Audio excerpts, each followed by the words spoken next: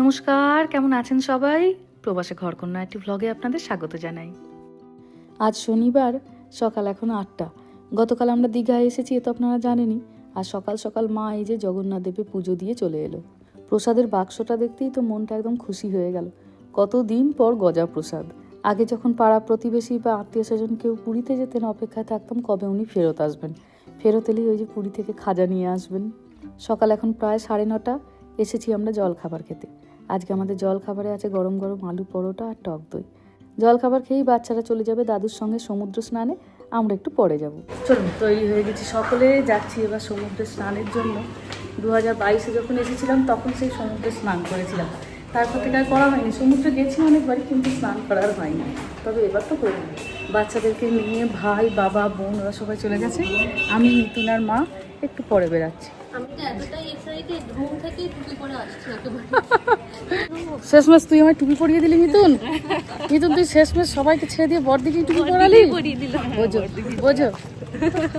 যে আমরা এখন জগন্নাথ মন্দিরের সামনে, আর এই দেখুন কি সুন্দর এখানে এই যে পাইপে করে রাস্তা বুঝিয়ে দিচ্ছে। মানুষজন যে গরমের মধ্যে হেঁটে হেঁটে যাচ্ছে, তো রাস্তাটা গরম হয়ে আছে, পায়ে যাতে তাদের তাপ না লাগে সেই জন্য।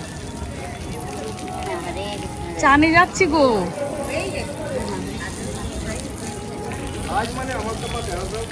কত সুন্দর ব্যবস্থা। এই যে শুরু হয়ে গেল দীঘার সেই ঝাউবন। যেখানে হোটেলটা নেওয়া হয়েছে, হোটেলটা থেকে একটা সোজা রাস্তা, এই মিনিট 3-4 ধরুন হাঁটলেই একদম যে বিচটাতে আপনি পৌঁছাবেন। এখানে ভিড়টা একটু কম, কিন্তু বালি আছে, বেশ সুন্দর বললেন ওনারা। আজকে তো আমরা প্রথমবার যাচ্ছি, চলুন আপনাদেরও সাথে করে নিয়ে যাই, দেখা যাক তাহলে বিচটা কেমন।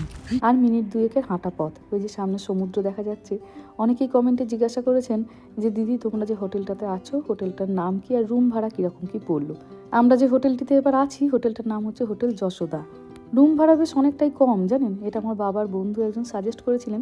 এসি রুমগুলি 2,500 টাকা করে ওনারা চার্জ করেন, নন এসিটা হয়তো একটু কম হবে। আসলে আমাদের ভাড়া সংক্রান্ত সমস্ত জিনিসপত্র বাবা দেখাশোনা করছে, তো বাবাই কথাবার্তা বলেছিলেন ওনাদের সাথে।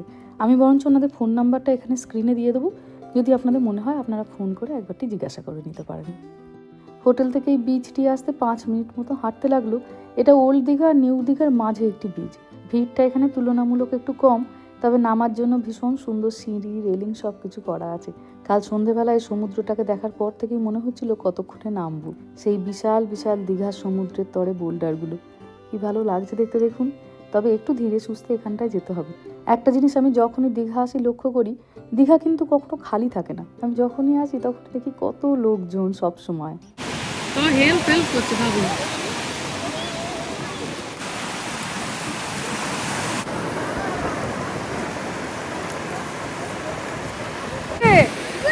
গুড। এই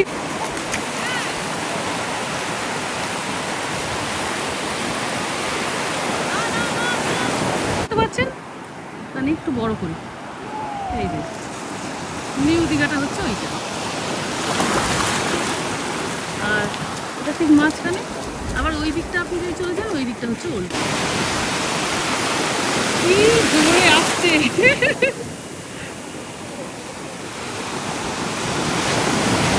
ওরে বাপরে, হুহু করে আসছে, হুহু করে।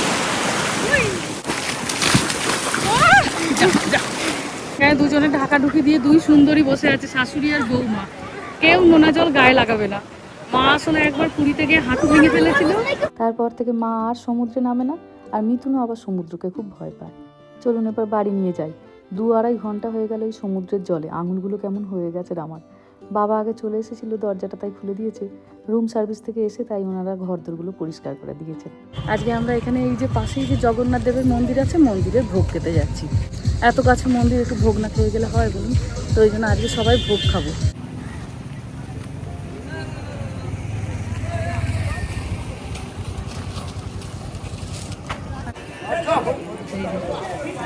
এত বড়। এখানে হলো জগন্নাথ মন্দির, আর ওইখানটাতে হচ্ছে জুতো খুঁজতে হবে। বাবা পাটা জলে পিচের রাস্তা এমন তেতেছে, ওই বাপরে। কালকে যখন যাচ্ছিলাম তখন কেউ একজন পাইপে করে রাস্তাটাকে ভেজাচ্ছিলেন, সে বোধহয় এখন বাড়ি চলে গেছেন। রোদও তো খুব, চলুন এই দেখতে দেখতে খুব পৌঁছে যাবে। একবারটি আপনি রাস্তাটা পেরিয়ে মন্দিরে ঢুকে গেলে আর কষ্ট নেই। এটা আপনার পরীক্ষা ছিল। ভেতরে খুব সুন্দর সবুজ রঙের সেই কার্পেট মতো পাতা, তার উপর দিয়ে হেঁটে আসুন। এই যে নিয়ে নিয়েছি আমরা ভোগ। এখানে সকাল 8টা থেকে 9টার মধ্যে আপনাকে ভোগের টিকিট কাটতে হয়। 100 টাকা 150 টাকা দুটো টিকিট ছিল, আমরা 150 টাকাটা নিয়েছি। আছে এখানে শোলা কচুর তরকারি, পনিরের তরকারি, বেগুন ভাজা, 5 মিশালি একটা তরকারি, ফ্রাইড রাইস, ভাত, ডাল, পায়েস আর চাটনি। কত যে লোক আসছে আপনি না দেখলে বিশ্বাস করবেন না, জানেন। আমরা জানলা থেকে দেখছিলাম, একটু ভিড়টা হালকা হতে তারপরে আমরা এলাম। চলুন খেয়ে নিই। হুইল চেয়ারেরও যদি দরকার পড়ে মন্দিরে সেই ব্যবস্থাও আছে। সেই কখন থেকে জানলায় বসে আছি এই সেই বহু প্রতীক্ষিত জিনিসটি দেখার জন্য। বিকেল এখন 5টা বাজে। এখন হবে মন্দিরের ওই মাথার উপরে ধ্বজাটি উঠছে সেটি পরিবর্তন। গোটা পৃথিবীতে নাকি পুরীর মন্দির একমাত্র মন্দির যেখানে প্রতিদিন এই ধ্বজা পরিবর্তন হয়। ধ্বজা না পরিবর্তন হলে নাকি মন্দির 18 বছরের জন্য বন্ধ হয়ে যাবে। আর যেহেতু আমাদের দীঘার এই মন্দিরটি পুরীর জগন্নাথ দেবের মন্দিরের আদলে তৈরি করা হয়েছে, তাই এখানেও প্রতিদিন তাই নাকি এই ধ্বজা পরিবর্তন হয়।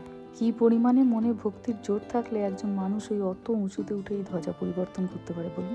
শীত, গ্রীষ্ম, বর্ষা, রোদ, জল, ঝড়, ঝঞ্ঝা সব কিছু মাথায় করে প্রতিদিন আপনাকে ওই ধ্বজা পরিবর্তন করতে হবে। আর শুনেছি এই ধ্বজা নাকি হাওয়ার বিপরীতে বয়।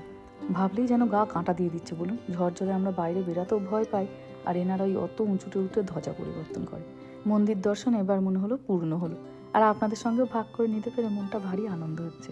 মিথুন রাজা গিয়েছিল বিকালবেলাতে একটু ওই সমুদ্রের পাড়ে বেড়াতে, 2 ভাগনার জন্য নিয়ে এসেছে রেজার লাইট। আর আমার ভারী পছন্দ হয়েছে যে খেলা শুরু। এই যে আমরা দীঘায় বেড়াতে এসেছি, দীঘাতেও তো আমাদের প্রবাসী ঘরকন্যার একটা বড় পরিবার আছে, সে তো আপনারা জানেনই। তো আজকে অনেকজন এসেছে দেখা করতে। তো দাঁড়ান আপনাদের সঙ্গে সবার একটুখানি পরিচয় করিয়ে দিই। নমস্কার, আমি ভাস্বতী। ভাস্বতী। আমি সূচনা। সূচনা। আমি উর্মিলা। উর্মিলা। জাগৃতি। জাগৃতি। মনীষা। মনীষা। অনিতা। অনিতা। তিথি। তিথি। শ্রাবণী। শ্রাবণী। আর পুচকেগুলোর নামগুলো একবার শুনি, কে কিসে পড়ে। তোমার নাম? শ্রেয়ম। বাবা কি সুন্দর নাম। শ্রেয়ম কোন ক্লাসে পড়ো? ক্লাস 7-এ। আর তোমার নাম? প্রাপ্তি মাইতি। হ্যাঁ, প্রাপ্তি মাইতি। প্রাপ্তি মাইতি। বাহ, প্রাপ্তি কোন ক্লাসে পড়ো? আমি 6 এ পড়ি। 6-এ পড়ো। আর তুমি? আমার নাম সোহাগ মাইতি, আমি 6 এ পড়ি। ও, দুটি বন্ধু, সোহাগ আর প্রাপ্তি। বাহ, খুব সুন্দর নাম। এই যে সবার সঙ্গে একটু আপনাদেরকেও দেখা করে দিলাম। এবার চলুন একটু বসে বসে গল্প করে নিই সবার সাথে।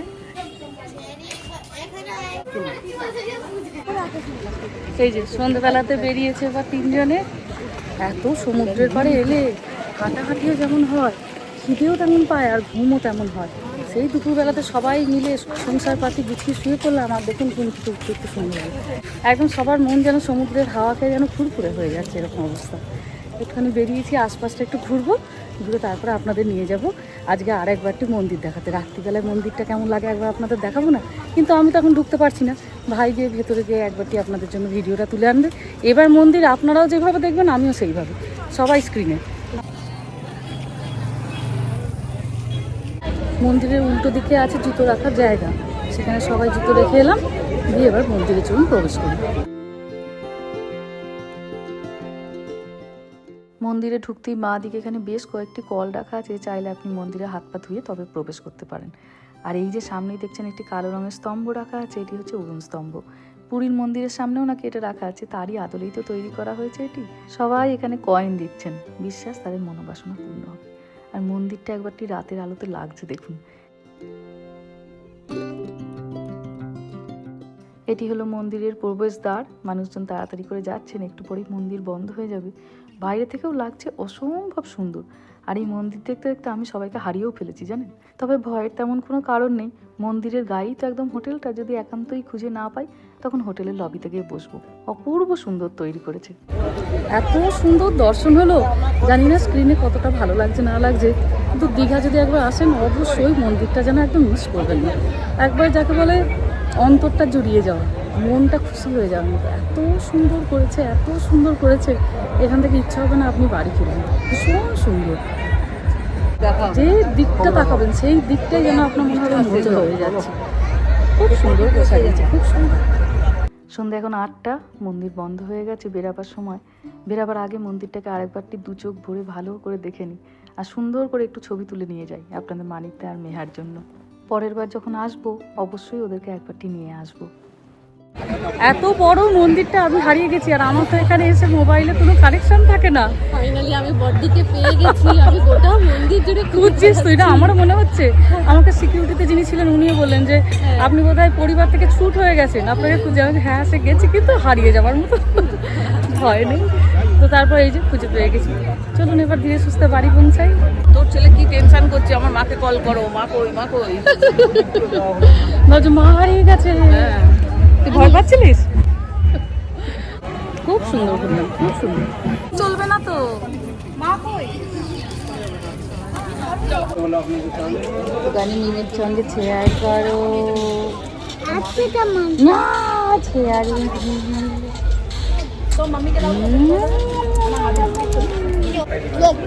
একটু বাইট, স্মল বাইট।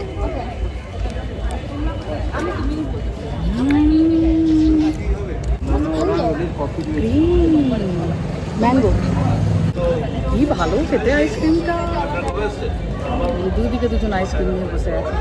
মন্দির বন্ধ হয়ে গেলেও মন্দিরটা বাইরে থেকে এত অপূর্ব সুন্দর লাগছে, কেউ তো আর বাড়ি ফিরতে পারছি না, মনে হচ্ছে কোনো মায়ায় জড়িয়ে পড়েছি।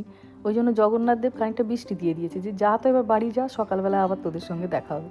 বেশ সুন্দর ওয়েদারটা এখন, অল্প গরম পড়লেই দেখছি বৃষ্টি চলে আসছে। ফিরে এসেছি বাড়িতে, যদিও আর একটু ঘোরার ইচ্ছা ছিল, কিন্তু কোথা থেকে শুরু হয়ে গেল বৃষ্টি। জানেন, একদিকে ভালো, গরমটাও কম, বেশ সুন্দর হাওয়াও দিচ্ছে, আর বৃষ্টি পড়লে তো একটা খুব মিষ্টি হাওয়া দেয়, সেটাও বেশ সুন্দর বইছে। কিন্তু ওই ঘোরা গেল না, তাড়াতাড়ি ফিরে এলাম। কিন্তু সবাই ফ্যামিলি আছে তো, বসে বসে একটু গল্প করছে। এই যে এখানে আছে মিতুন, ভাই, মা, বাবা। চলুন তাহলে ভিডিওটাও আজকে এখানেই শেষ করছি। সবাই ভালো থাকবেন, সুস্থ থাকবেন, সাবধানে থাকবেন। আর ব্লগটা কেমন লাগলো সেটা আমাকে অবশ্যই কমেন্টে জানাবেন। ভালো লাগলে একটা লাইক করে দেবেন। সবাই ভালো থাকবেন, সুস্থ থাকবেন, সাবধানে থাকবেন। দেখা হবে খুব শিগগিরই পরের একটা ব্লগে।